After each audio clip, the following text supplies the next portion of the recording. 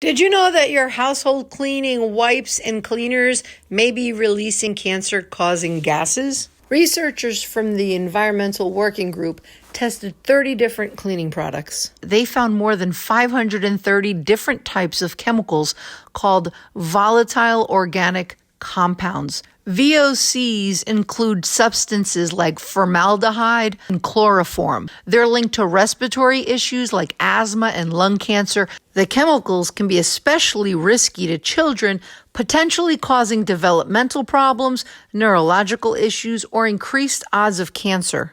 Researchers found some of the chemicals lingered for days or even longer after use. The study also revealed that some cleaning products may be safer options. Cleaners labeled green or eco-friendly produce significantly fewer of the risky chemicals and in smaller amounts than their conventional counterparts.